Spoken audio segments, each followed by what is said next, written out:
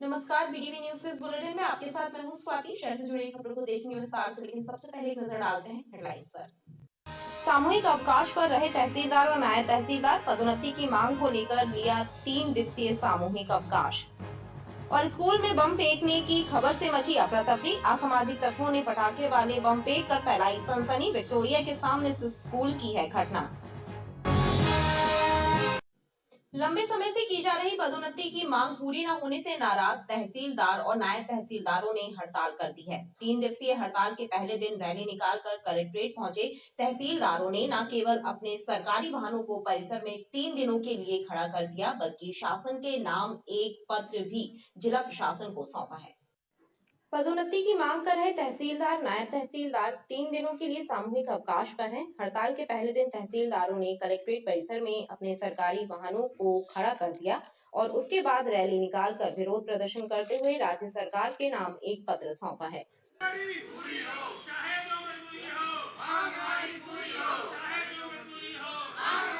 तहसीलदारों का कहना है कि लंबे समय से उनके द्वारा पदोन्नति की मांग की जा रही है, लेकिन वो पूरी नहीं हुई, लिहाजा उन्हें हड़ताल करने के लिए बाध्य होना पड़ा। इसका विषय है कि लंबे समय से हमारी प्रमोशन को लेकर मांगे चल रही हैं। कई बार बैठकें हुई, ज्ञापन हुए, आश्वासन दिया गया, रोज रोज का आश्वासन मिलता है कि हम कर देंगे, लेकिन एक लंबा अंतराल होने के बाद भी जब परिणाम नहीं आया तो हम लोग सामूहिक अवकाश लेने के लिए मजबूर हुए हैं। और सबसे पहली मांग तो हमारी प्रमोशन है कि हम जो तहसीलदार हैं विगत कई वर्षों से एक ही पद पे काम कर रहे हैं। जब हम पीएससी में चयनित होते तो हम चैनल देख के जाते हैं कि हम प्रमोशन लेके आगे अपर कलेक्टर, ज्वाइंट कलेक्टर तक पहुंचेंगे, लेकिन हमारे जो सीनियर तहसीलदार हैं जो अभी ज्वाइंट कलेक्टर, अपर कलेक्टर की रैंक में, वो भी तहसीलदार का ही काम कर रहे हैं। ये बहुत ही खेद का विषय है। ऐसे में प्रमोशन चैनल हमारा बाधित हो गया है। इसलिए आज हम लोग मजबूर हुए कि हम अवकाश लेके अपनी ये मांगों को शासन से अवगत कराएं। इस अवकाश में हम लोग अपने समस्त कार्य बंद रखे हैं और हम लोग अपने वाहन भी जिला कलेक्ट्रेट में सौंप दिए हैं और अपने जो डिजिटल सिग्नेचर होता है उसको भी हम लोगों ने अपना वापस ले लिया है। और हमारी मांगे कोई ऐसी नहीं है जो पूरी नहीं हो सके। हम आपके माध्यम से बताना चाहेंगे कि हम बहुत सारे तहसीलदार, नायब तहसीलदार अपना उच्चतर वेतन प्राप्त कर रहे हैं और बहुत दिनों से इसकी तैयारी भी चल रही है और कुछ खबरें भी हम लोगों को है कि हम लोगों को वरिष्ठ पद दिया जाएगा, उसका प्रभार दिया जाएगा, लेकिन आश्वासन हम लोगों का एक आध साल से चल रहा है और नहीं हो पा रहा। इससे दुखित होके और हम लोगों ने आज ये कदम उठाया है। हालांकि इस तरीके से सामूहिक रूप से अवकाश लेने में हमें कोई अच्छा नहीं लग रहा, किंतु मजबूर होके और हमारा भी एक कैरियर है, इसके लिए हम अपने सरकार से ये मांग कर रहे हैं कि कृपया हम पर ध्यान दे और हमें तत्काल रूप से पदोन्नति दे। पहला निवेदन है कि हम लोग हड़ताल पर न जाके सामूहिक अवकाश पर हैं। हमारी मुख्य रूप से पूरे मध्य प्रदेश में 3 मांगे हैं। नंबर 1 तहसीलदार, नायब तहसीलदार का और एसएलआर जो उपविभाग के हमारे अधिकारी हैं इनका समय प्रमोशन हो। नंबर 2 नायब तहसीलदार को राजपत्रित घोषित किया जाए। तो नंबर 3 जो पे संबंधी विसंगतियाँ हैं उनको दूर की जाए। इसके लिए समय समय पे हम लोगों ने माननीय सीएम साहब को, माननीय प्रमुख सचिव महोदय राजस्व को और अन्य अधिकारियों को भी ज्ञापन दिए हैं, लेकिन अभी तक कोई कार्रवाइयाँ नहीं हुई है। तहसीलदार और नायब तहसीलदारों का कहना है कि वो हड़ताल पर नहीं है, बल्कि सामूहिक अवकाश पर हैं और उनके अवकाश पर रहने से राजस्व संबंधी कार्य भी प्रभावित होंगे। जबलपुर रेल मंडल के रनिंग स्टाफ को प्रबंधन द्वारा प्रताड़ित किए जाने का आरोप लगाते हुए West Central Railway Employees Union ने डीआरएम कार्यालय परिसर में धरना प्रदर्शन किया और मांगे पूरी नहीं होने पर उग्र आंदोलन करने की चेतावनी दी है। रनिंग स्टाफ की समस्याओं का निराकरण करने की मांग को लेकर West Central Railway Employees Union ने धरना दिया। रनिंग स्टाफ को ओवरटाइम का पैसा नहीं दिए जाने, काम के घंटे कम करने समेत अन्य मांगों को लेकर यूनियन के सदस्य धरने पर बैठे हैं और उन्होंने रेल प्रबंधन पर रनिंग स्टाफ को प्रताड़ित किए जाने का आरोप लगाया है।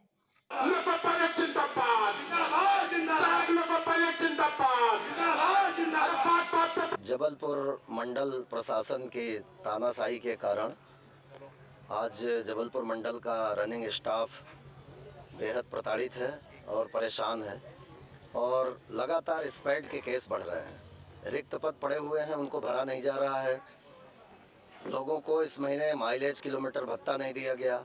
इसके अलावा बात बात पर 4 सीटें दी जा रही हैं छोटे छोटे मामलों पर, इतनी ज़्यादा ड्राइव चलाई जा रही सेफ्टी की, और उसमें क्वेश्चन नंबर के आधार पर उनसे जवाब पूछा जा रहा है। इतना सारा कुछ प्रताड़ना दी जा रही है कि लोग इतने तनाव के माहौल में ड्यूटी कर रहे हैं कि कब कौन सी बड़ी दुर्घटना हो जाए, जिसकी जिम्मेदारी पूरी तरह से मंडल रेल प्रशासन की होगी। बहुत सारे रनिंग स्टाफ ने इस समय इसी परेशानी से तंग आकर के उन्होंने अपना वॉलंटियर रिटायरमेंट लिख दिया है। जिनके 2 साल 3 साल नौकरी के बचे हुए हैं, उन लोगों ने इस प्रशासन से तंग आकर के लगातार जो है लोग बाग रिटायरमेंट लिख रहे हैं। और लगातार हमारा स्टाफ जो है प्रत्येक माह कोई ऐसा महीना नहीं बचता जिसमें 2, 3, 4 स्टाफ हमारा मेडिकली डिकटाइज ना होता हो। तो इन्हीं सब मुद्दों को लेकर के आज ये जो धरना रखा गया है, और अगर इसके बावजूद भी प्रशासन हमारी बात को नहीं सुनता है तो अगली कड़ी में हम भूख हड़ताल और रेल रोको आंदोलन करेंगे। वहीं मांगे पूरी ना होने पर यूनियन ने उग्र आंदोलन करने की चेतावनी दी है। प्रदेश के मुख्यमंत्री शिवराज सिंह चौहान का सोमवार को जबलपुर आगमन हुआ। मुख्यमंत्री दोपहर करीब 1:30 बजे मध्य प्रदेश पिछड़ा वर्ग कल्याण आयोग के अध्यक्ष गौरी शंकर बिसेन के साथ भोपाल से वायुयान द्वारा डुमना विमानतल पहुंचे थे। डुमना विमानतल पर मुख्यमंत्री का आत्मीय स्वागत किया गया। मध्य प्रदेश जन अभियान परिषद के उपाध्यक्ष डॉक्टर जितेंद्र जामदार, पर्यटन विकास निगम के अध्यक्ष विनोद गोटिया, भाजपा नगर अध्यक्ष प्रभात साहू, जिला ग्रामीण अध्यक्ष सुभाष तिवारी, पूर्व मंत्री शरद जैन, पूर्व मंत्री अंशुल सोनकर सहित प्रशासनिक अधिकारियों ने मुख्यमंत्री की अगवानी की। डुमना विमानतल पर 10 मिनट रुकने के बाद मुख्यमंत्री ने डुमना विमानतल से हेलीकॉप्टर के द्वारा बरगी के लिए प्रस्थान किया। महाराजा अग्रसेन वार्ड में स्वीकृत सड़क को बनाने में हो रही देरी से नाराज लोगों ने धरना देकर विरोध जताया। क्षेत्रीय पार्षद की अगुवाई में धरने पर बैठे क्षेत्रीय जनों ने आरोप लगाया कि जानबूझकर वार्ड की उपेक्षा की जा रही है। महाराजा अग्रसेन वार्ड के पार्षद कमलेश अग्रवाल के नेतृत्व में क्षेत्रीय लोगों एवं भाजपा कार्यकर्ताओं ने नगर निगम के खिलाफ धरना दिया। धरने पर बैठे लोगों ने आरोप लगाया कि नगर सत्ता द्वारा अग्रसेन वार्ड की उपेक्षा की जा रही है। आलम यह है कि पूर्व में स्वीकृत हो चुकी सड़कों को भी बनाया नहीं जा रहा है। जर्जर उखड़ी हुई सड़कों से वार्ड वासी परेशान है। अभी तो ये लड़ाई है, आगे और लड़ाई है। अभी तो ये लड़ाई है, आगे और लड़ाई है।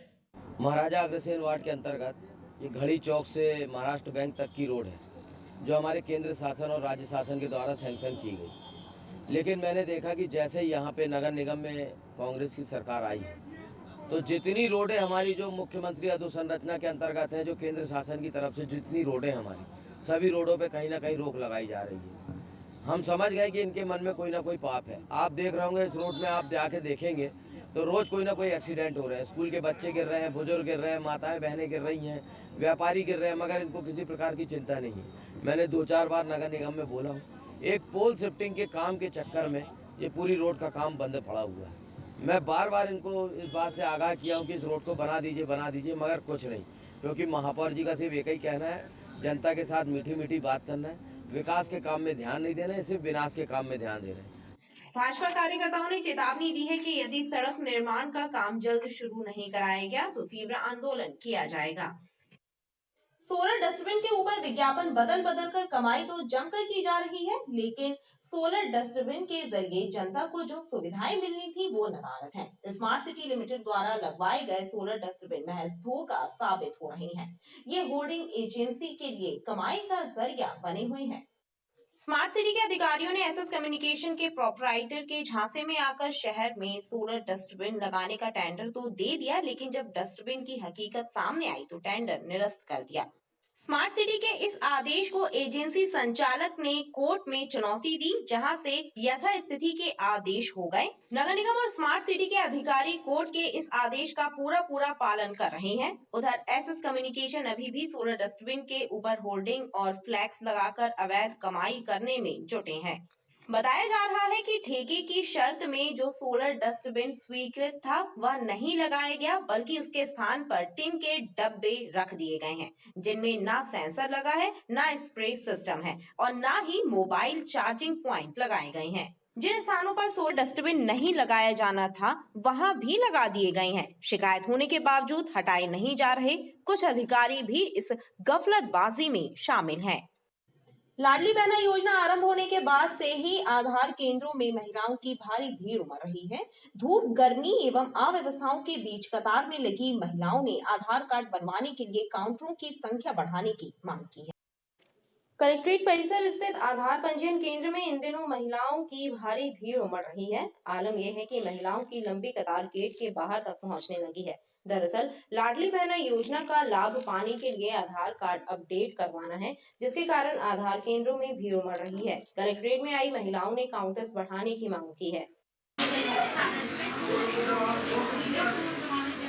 सुधार में कितना पैसा लिया जा रहा है?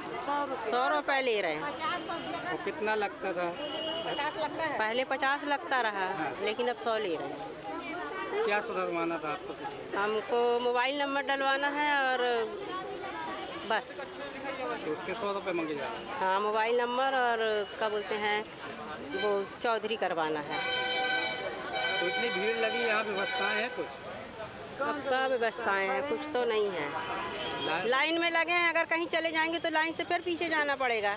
इसलिए भैया चाहे प्यास लगी चाहे कुछ भी लाइन में खड़े रहो। काउंटर भी यहाँ ज़्यादा नहीं है? ज़्यादा नहीं है, इसीलिए तो भीड़ ज़्यादा है। आधार कार्ड में है ना, मोबाइल नंबर बदलवाना है।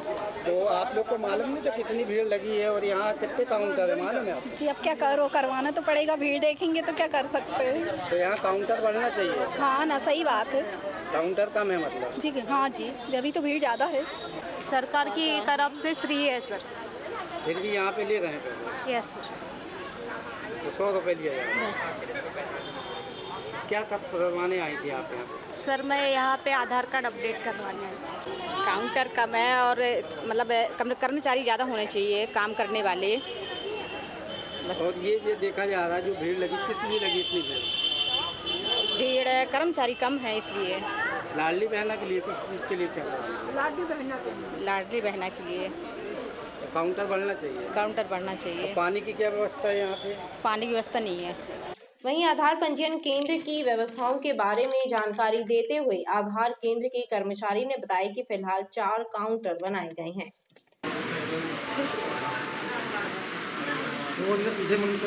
मशीन 4 चल रही हैं। ये बताएं, इतनी भीड़ रोड तक लाइन लग गई है। हाँ। इसके लिए मशीनें क्यों नहीं बढ़ाएंगी? मशीन इसलिए नहीं बढ़ाएंगी, हमारे पास उतना बड़ा स्पेस नहीं है। जितना स्पेस है उसके हिसाब से हमारी इसकी आपने शिकायत की कि स्पेस बढ़ाया जाए? सब जगह शिकायत है। भीड़ देख के क्या ऊपर प्रशासन देखे कि कितनी भीड़ क्यों मच रही है? नहीं तो ये जो है और ये भीड़ लग रही है, पंखे भी 4 ही लगे। जब पंखे 4 लगे हैं, मशीन 4 है, 4 मशीन पे 4 पंखे लगे हैं। अभी बढ़ाई नहीं गई है। जगह अभी नहीं बढ़ाई गई है। क्या कारण है, क्यों नहीं बढ़ाई? कारण इसलिए कि हमको उतना बड़ा हॉल मिलेगा तो हम बढ़ा देंगे। तो ये देख रहे हैं कि पानी की क्या व्यवस्था है? पानी की टंकी वो रखी है भरी हुई। कितनी बड़ी टंकी है, कितने लोगों को? 25 लीटर की। 25 लीटर पानी में कितने लोग हो जाएंगे? भाई मेरी जो व्यवस्था है प्रशासन के द्वारा जो मेरे को सजेस्ट की गई उसके अनुसार मैं व्यवस्था बना रहा हूँ। वहीं आवेदकों से 100 रुपए लिए जाने के मामले में आधार केंद्र के कर्मचारियों का कहना है कि आधार कार्ड में बायोमेट्रिक अपडेशन के लिए 100 रुपए लिए जाते हैं।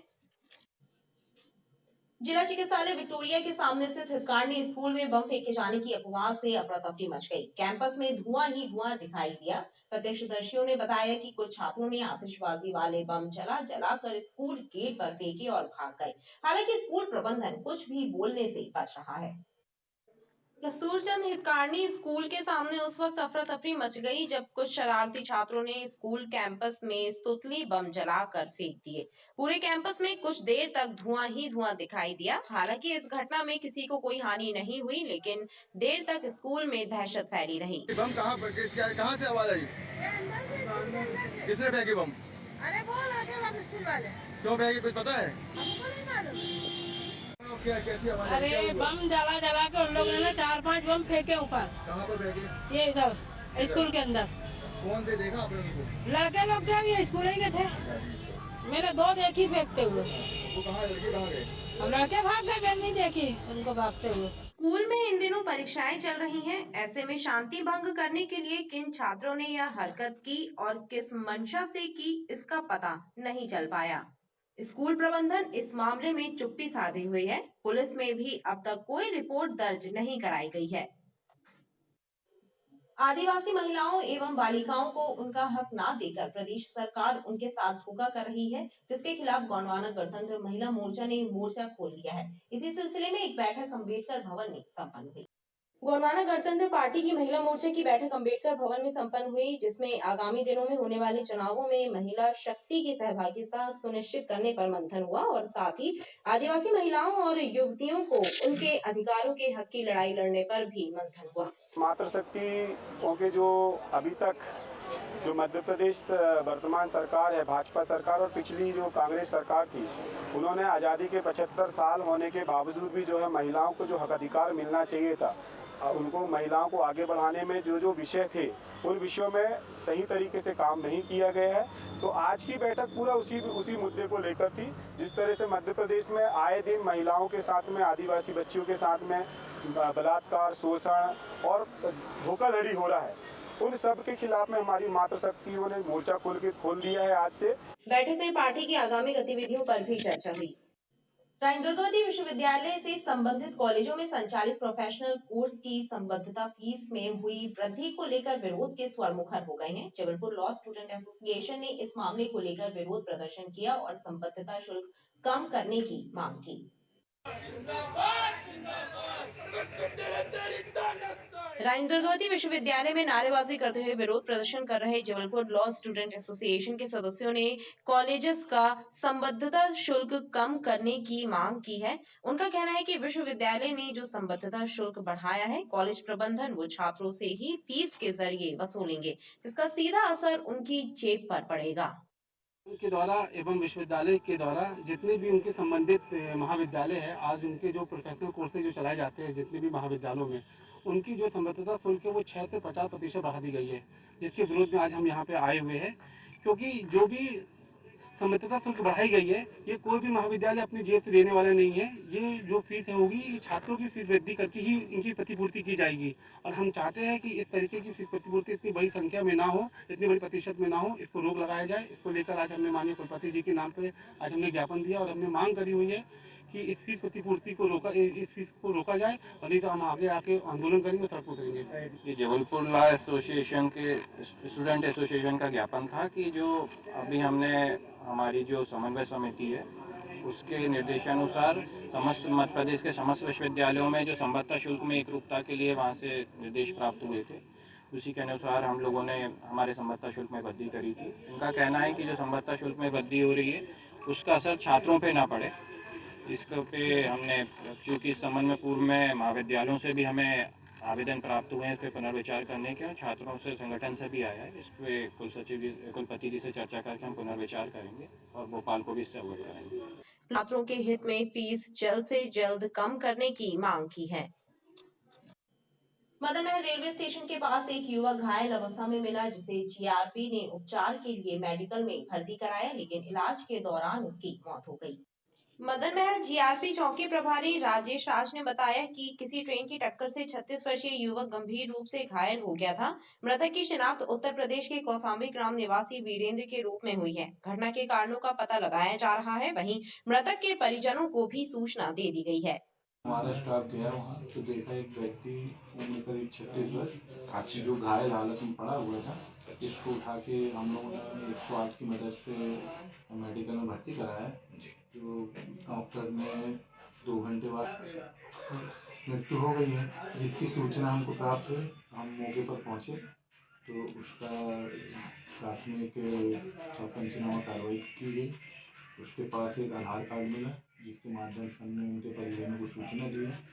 जो मृतक वीरेंद्र गौतम, पिता निहोर गौतम, उम्र 36 वर्ष, और जो कोशमी का रहने वाला था उत्तर प्रदेश में। कल्याण में कहीं सर्विस काम करता था प्राइवेट, जहाँ से वो अपने घर किसी ट्रेन से लौट रहा था। ट्रेन का भी पता नहीं चला है।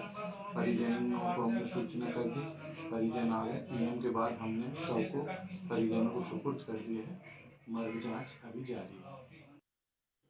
खबरें लगातार जारी हैं, आप देखते रहिए बीडीवी।